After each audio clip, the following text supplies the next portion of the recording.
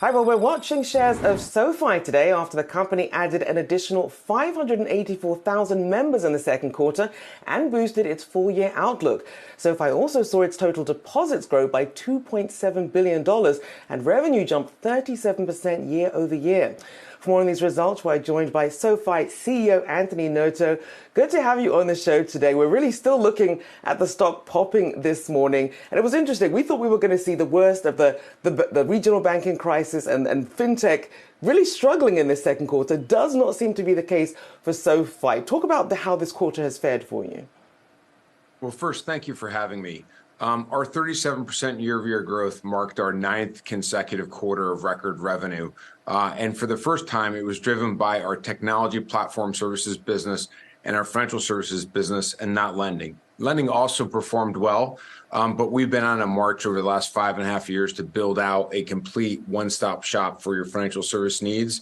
And these other businesses are now importantly contributing to the growth at scale and soon to be contributing to the profitability as well.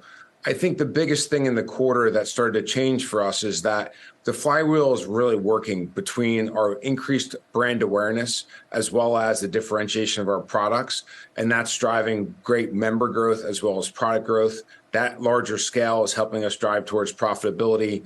We've been generating positive EBITDA for several quarters now, but we're on the precipice of being GAAP profitable by the end of the year. And our balance sheet is as strong as it's ever been, with $3 billion of cash after generating or adding over $500 million of cash to the balance sheet.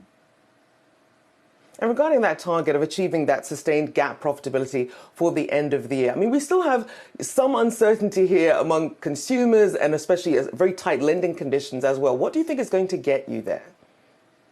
Yeah, it's really about continuing to execute on our plan. What we're seeing is market share gains. We have a very differentiated checking and savings account product. We're paying 4.4% interest if you do direct deposit with us in your savings account. We charge no fees. It's complete functionality from your phone. You can pay any way that you want. You could pay a friend. You can use a debit card. You can use a digital wallet. We'll even send checks for you. So it's complete functionality all on your phone. In addition to that, our forward lending products continue to be very differentiated in our mortgage business, as well as student loan refinancing, personal loans, and in-school loans. And then we have some earlier stage businesses like our credit card business and our invest business that are contributing as well. And then last but not least, we built our products on top of our technology platform, but we use that platform to actually drive revenue in a business in addition to the other financial services products. So we're half tech revenue and as it relates to non-lending and half financial services products. And I do want to talk about some of the whole loan sales, because I know that in Q1, that was something analysts were concerned we're not rolling off the balance sheets fast enough, but you disclosed $340 million in whole loan sales. Talk about that approach, because there are obviously still some whole loans still on the books here for SoFi. Sure. So we have a three-legged stool for funding our loans. We have about $12.7 billion of deposits. We have over $3 billion of our own equity capital, and then we have $8 billion of warehouse lines. Because we have such almost $20 billion of funding capacity from those three sources, we could hold loans longer instead of selling them. We believe we'll generate a meaningfully higher return by holding loans than selling them at current prices.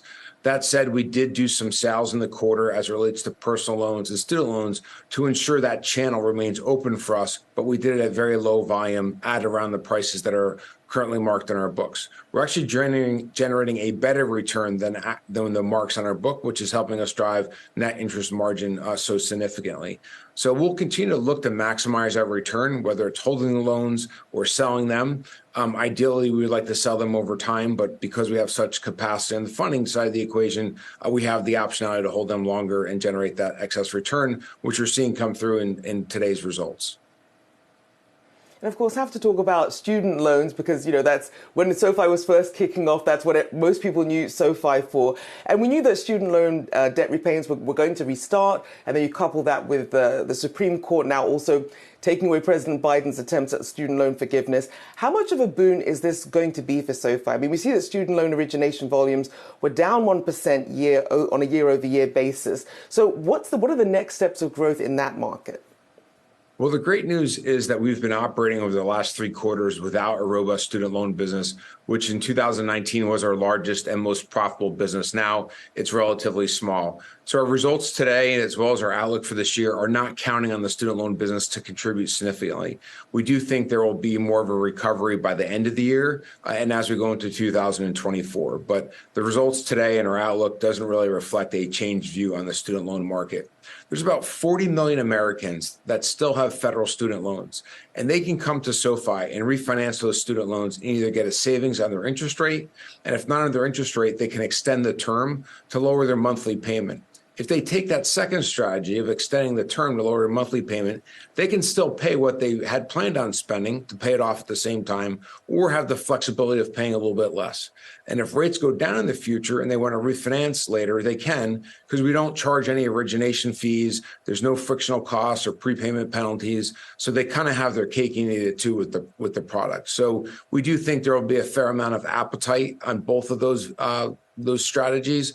But again, there's about 40 million people in the United States that still have federal student loans, and we've refinanced less than 1 million people in our history.